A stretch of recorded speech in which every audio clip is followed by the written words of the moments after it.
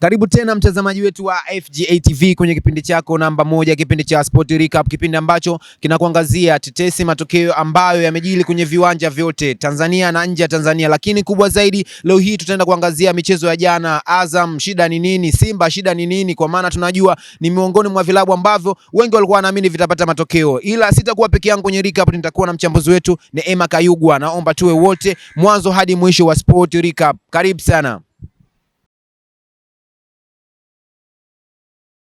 Ebana mtazamaji wetu wa FGA TV popote ulipo, nikualike tena, nikukaribishe tena kwa mara nyingine tena ndani ya Sport Recap, na kubwa zaidi kama nilivyokujuza hapo awali kwamba tutaangalia matokeo ama michezo ya jana, ambapo Simba alikuwa na kibarua dhidi ya TRA Arusha na Azam FC wao walikuwa na kibarua Tanzanite Kwaraa dhidi ya Mbeya City, lakini matokeo sio mazuri, kote ni nyau, yani 0-0. Kayugwa Sidai nale Ase Tukulu.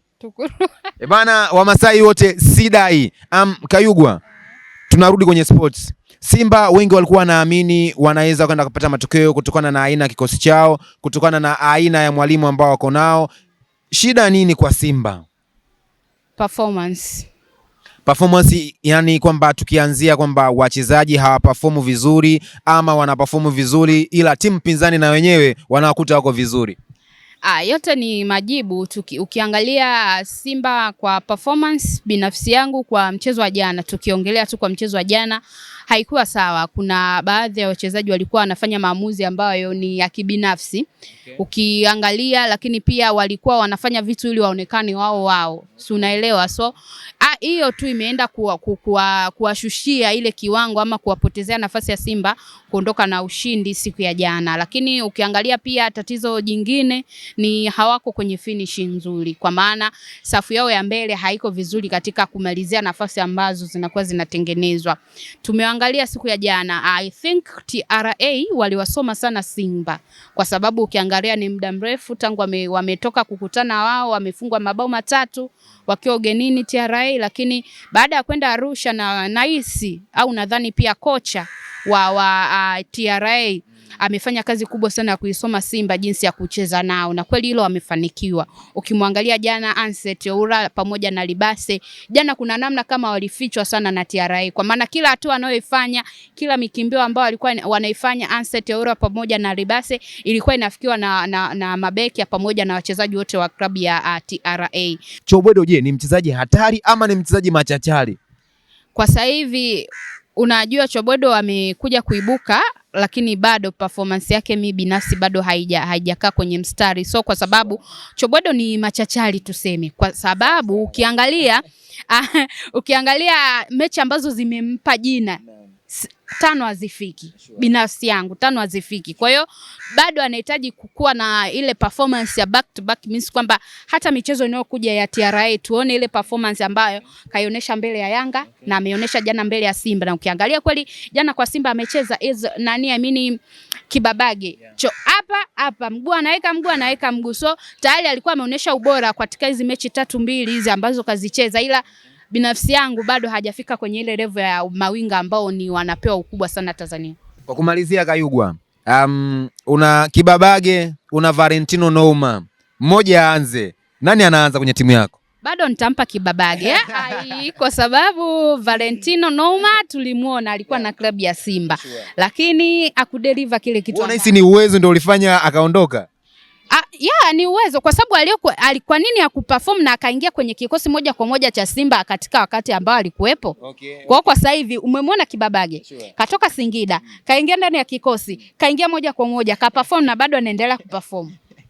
Bana Kayugwa kwambia Valentino Nouma pamoja na Kibabage bado anampa nafasi Kibabage. Nadhani kwenye taarifa ya Yanga na Simba na TRA tumemalizana na hapa. Kayugwa, tunajua Azam FC shida ni nini? Yani wanapokutana na timu kubwa tunaona Azam na wenyewe ni kubwa, lakini wanapokutana na timu za madaraja ya kati Azam na wao uwezo wao unakuwa wa kawaida. Shida nini Azam? Kwa sasa hivi shida ya Azam sio kocha tena. Ukisema shida ya Azam ni kocha, basi wewe utakuwa ni una matatizo ya akili, kwa sababu kocha ambaye wako naye Azam ni kocha wa viwango vikubwa kwa hapa Afrika. Ameshachukua ubingwa wa Afrika, ameshafanya makubwa akiwa na klabu mbalimbali za Afrika. Kwa Azam sasa hivi mimi nadhani ni kinachowasumbua ni tuseme kwa wachezaji wachezaji wazuri wanao. Unaongelea wakina Faisal ambaye msimu wa 2023 Faisal alikuwa anakimbizana na Mayele, alikuwa anakimbizana na wengine wafungaji bora ambao wamechukua. Lakini ukiangalia wakina Pascal Msindo, sijui yao wakina Idi Nado wana perform vizuri. Nadhani shida ya Azam sasa hivi wajiangalia katika tu yani watengeneze nafasi nyingi unawazitumie. Na katika kutengeneza nafasi huko kwa wachezaji pia wajitume, kwa sababu sio unajituma kwenye mechi moja na una perform kwenye mechi moja afu ikija mechi nyingine una relax, kitu ambacho ni kidogo kinaleta wasiwasi kidogo. Kwa Azam tuseme wasiseme tena tatizo coach, labda tuseme kwenye management. Huwezi jua mambo ya uongozi, lakini kwa upande wa performance ya wachezaji kuna namna wana perform kwenye mechi, baadhi ya mechi. Performance ya mechi ya Simba na Azam sio performance ambayo imeonekana siku ya jana.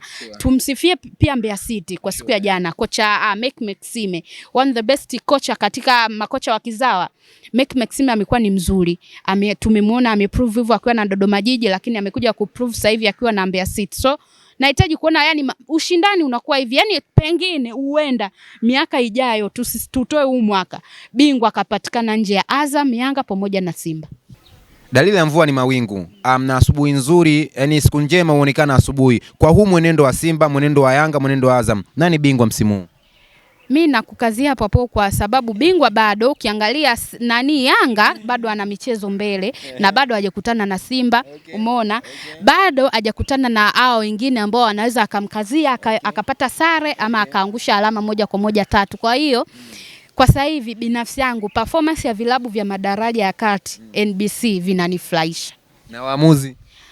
Waamuzi tuachie waamuzi. Vipi lilikuwa goli au ni offside?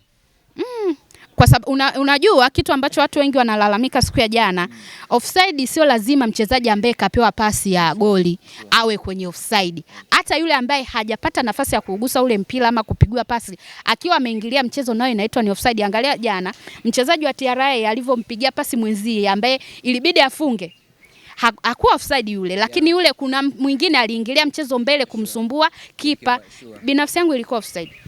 Kayugwa ndivyo anavyomaliza, anakuambia binafsi yake ilikuwa ni offside. Na hili ni ile tukio la Valentino Noma ambao alipiga dead ball au mpira wa kutenga ambao wengi walikuwa wanasema ni goli, lakini ukiangalia kwa marudio, picha marudio, ile ni offside dhahiri, kwa maana tunaona kapteni wa TRA aliingilia mchezo na sheria football namba 11 inakwambia sio lazima uguse mpira, ila tu kile kitondo cha wewe kujihusisha na ule mpira tayari na unakuwa kwenye offside line. Kwa hiyo ni hayo, Simba 0 dhidi ya TRA, Azam 0 dhidi ya Mbeya City. Nani atakuwa bingwa? Kayugwa kukwambia ngoja kwanza, kula ndizi, nyama zipo chini. Ni hayo tu, hadi wakati mwingine, bye bye.